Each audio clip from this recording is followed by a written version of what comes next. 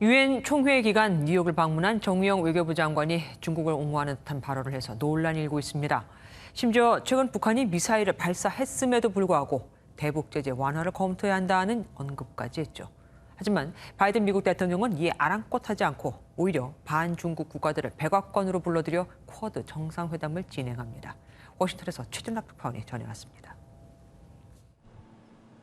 유엔 총회 참석자 미국 뉴욕을 방문 중인 정의용 외교부 장관은 중국이 보이는 공세적 외교가 당연하다고 평가했습니다. 정 장관은 미국 외교협회 초청 대담에서 중국이 최근 국제사회에서 공세적인 모습이라는 지적에 경제적으로 더욱 강해지고 있고 20년 전 중국이 아니라고 말했습니다. 공세적이란 표현 자체에 대해서도 동의하지 않는다고 설명했습니다.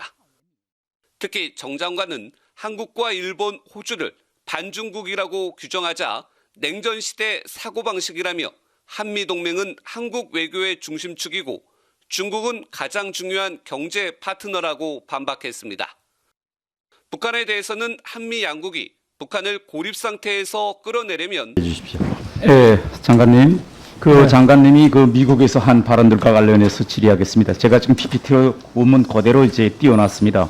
이 발언 내용은 제가 녹취록 쓴 게 아니고 장관님께서 직접 말씀하신 미국 외교협회에서 문건으로 만들어서 모든 미국 싱크탱크들한테다 보낸 원문 자료입니다.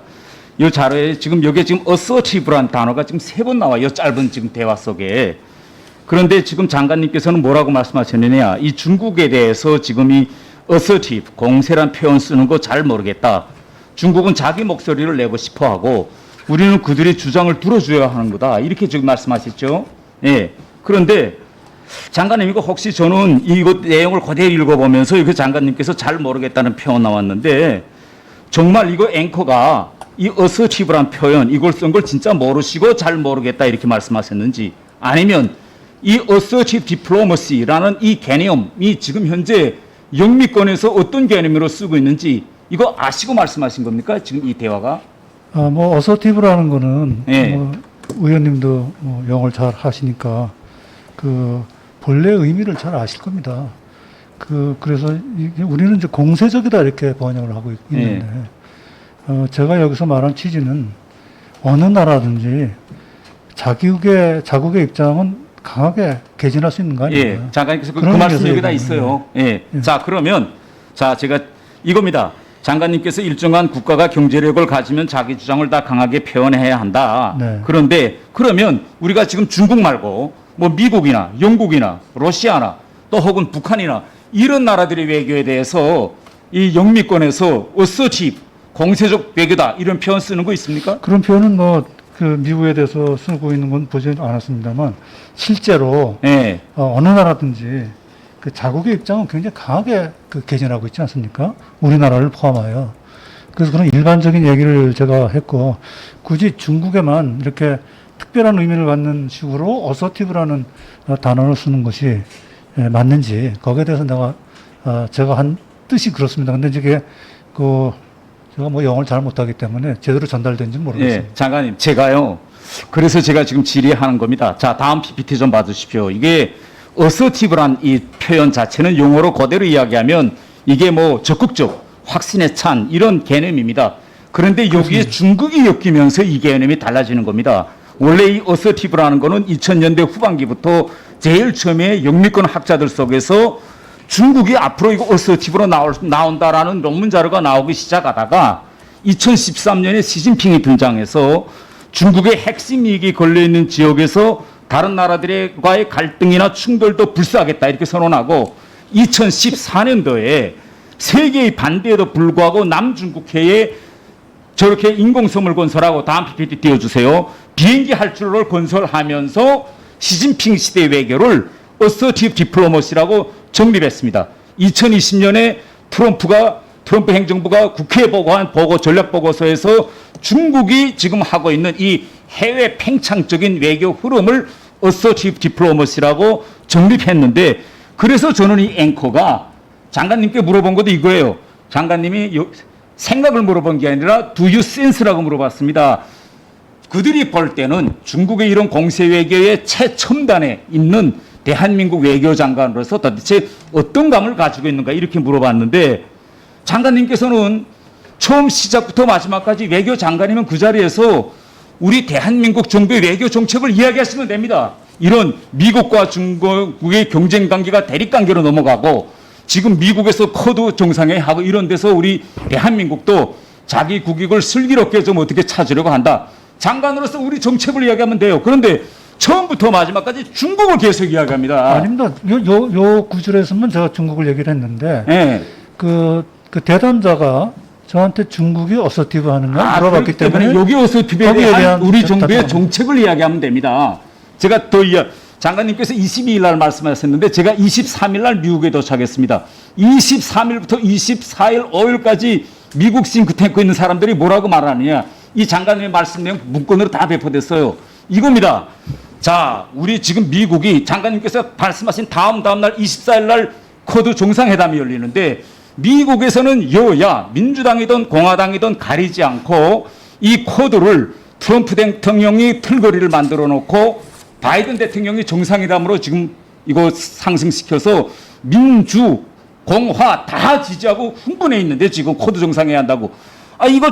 이거 관련해서 지금 이 중국에서 물어봤는데 정상회담 직전에 대한민국 외교수장이 와서 이렇게 말하는 거 보고 깜짝 놀랐다는 게 지금. 이거 다 문건으로 다 배포됐습니다. 의원님, 그날 그 CFR에서의 분위기는 전혀 예. 그렇지 않았고요. 그 의원님도 아시는 것처럼 최근에 중국의 그런 보다 공세적인 그 외교 정책은 어서티브라는 용어를 안 쓰고 코얼시브라는 용어를 쓰고 있습니다. 그건 장관님 그 다음에 말씀하신 거고 네. 그 간담회에서 강압적이냐 아니냐 그거고 예. 저는 그 이후에 장관님께서 간담회에서 이거하고는 하신 구분이 돼야 말씀은 된다는 미국 언론에도 말씀이죠. 보도 안 됐고 기본은 바로 이 CFA에서 하신 말씀이 지금 전 미국에서 해자된 거예요. 그래서 저는 이거 장관님께서 이때 이거 말씀하시는 거 듣으면서 다음 PPT 좀 띄워주세요. 미국 사람들은 지금 뭐라고 말하느냐. 우리가 바라본 중국의 어서티브 디플로머시는 대한민국하고도 관련되어 있다. 이거 PPT 빨라주세요. 여기 지금 우리 중국과 이거 보세요. 지금 이거 지금 중국 방공 식별 이거 구역 문제 그다음에 이어도 분쟁 이거 다 있죠. 그들이 이야기하고 있는 모든 문건들에 바로 중국의 어서티브 디플로머시 공세 외교의 대한민국도 타깃팅 국가 피해 국가로 나옵니다. 지금. 그런데 장관님께서 거기서 처음부터 마지막까지 중국을 계속 두둔하니 그들이 그 다음에 이거 앵커가 자카리아가 말씀한 거 봐요. 당신이 그렇게 생각한다. 이거 만약 그 말을 호주 관리들한테 이야기했다면 그 다음 문장 한번 좀 보세요. 깜짝 놀라는 겁니다. 장관님의 말씀에 대한 반응이. 저는 그래서 궁금한 게 이겁니다. 제가 마지막으로 질의 끝내겠는데 혹시 다른 나라들과의 이거 정상들이나 혹은 장관들하고 회담 시 중국의 이 어서티브 디플로머시란 말이 나오면 장관님께서는 우리 정책을 이야기 안 하고 계속 중국의 입장에 대해서 이야기하십니까? 아니면 이거 우연히 이렇게 나온 겁니까? 아니, 제가 거듭 말씀드리지만 어느 나라든지 자국의 입장은 강하게 주장할 수 있다. 어서트할 수 있다. 그러나 자기 입장을 코얼스하는 건 안 된다. 하는 게 우리 입장입니다. 그래서 최근에 제가 구체적으로 다 열거할 수는 없습니다만 코얼션이라는 그 용어가 중국의 강압적 그 대외 정책을 표현하는 거지. 어서티브라는 거는 그날 그 자카리아가 저한테 그 용어를 썼습니다만 최근에는 어서티브라는 걸 잘 안 씁니다. 물론 그러한 의미로 얘기한다면 우리도 어서티브한 거죠. 우리가 일본에 대한 우리 입장을 얘기할 때 굉장히 강하게 얘기하는 거거든요. 강하게 우리 입장을 개진하는 거거든요. 그러니까 이거는 제가 얘기한 거는 중국뿐만 아니라 어느 나라든지 자국의 입장은 강하게 할 수 있다. 다만 그 다음에 이제 그 얘기가 나오는데 제가 좀 더 구체적으로 얘기를 못한 게 하나 좀 아쉽긴 한데요. 이런 대담하고 난 다음에 늘 그런 게 아쉽긴 한데 그러면 호주하고의 입장은 뭐가 차이느냐? 그래서 제가 국제사회가 갖고 있는 중국에 대한 우려에 대해서는 우리도 잘 인지하고 있다. 거기에 다 내용이 함축되어 있는 거거든요. 네, 1번 추가해 주세요.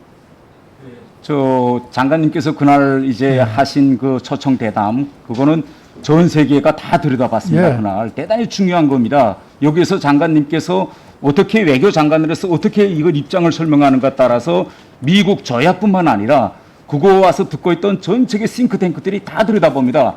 저는 그 짤막한 대화 속에서 시작부터 마지막까지 우리 정부의 정책을 이야기했다면 저는 괜찮겠어요. 아, 그날 그렇게 했는데요. 아니, 이거 전체 맥락을 제가 말한 이 보셔야죠. 어스티브 그거는 중국의 대통령에서 그 외교 정책에 관한 이야기를 그 이후에 일부분이구나. 이거 그거는 그러니까 의원님이 거고. 전체 대담 내용의 전체 맥락에서 보면 제가 무슨 얘기를 했는지 그 취지를 이해하실 수 있을 겁니다. 우리 그 전체 일부분만 빼내서 그렇게 말씀을 하시니까 마치 우리가 지금 이야기하는 제가 거는 중국의 입장을 대변한 것처럼 장관님께서 1시간 이상 말씀하셨는데 거기서 중국의 외교 어서티브 디플로머시 여기에 대해서 부적절하게 말씀하셨다 이겁니다. 지금 전체 대화를 이야기하는 거 글쎄, 아니라. 그러니까 저는 그 제가 말한 그 의미를 설명을 해드리는 겁니다. 그런 취지가 전혀 아니었다. 그 다음에 그러나 어떤 국가든지 다른 국가에 대해서 고압적이고 그런 강압적인 자세, 특히 자기들이 갖고 있는 그 힘의 우위에서 그런 이 영향력을 행사하려고 한다면 그것은 적절치 않다. 그게 우리 정부의 입장입니다. 그러면 그날 CFR에서 제가 대담한 전체 그 맥락을 보고 말씀을 하셔야지. 그 일부분만 그렇게 강조를 하시니까 마치 제가 중국을 두둔한 것처럼 비춰지는데 그런 건 절대 아닙니다. 아니 이거 제가 이야기하는 게 아니고 거기서 다 이렇게 문건으로 만들어서 해놨습니다. 글쎄 제가 보기에는 그 자리에 뭐 한 30명 정도의 미국의 외교 전문가들이 앉아 있었고 또 한 200~300명이 그 화상으로 접속해서 모니터하면서 질문했거든요. 그 중국에서 어떻게 평가하는지에 대해서는 뭐 제가 네, 어떤 이상 코멘트를 마치겠습니다. 할수 없습니다. 태영 의원님 수고하셨고요. 여러분 잘 신청하셨나요? 그러면 구독 쭉, 좋아요, 알람 쭉 눌러주십시오.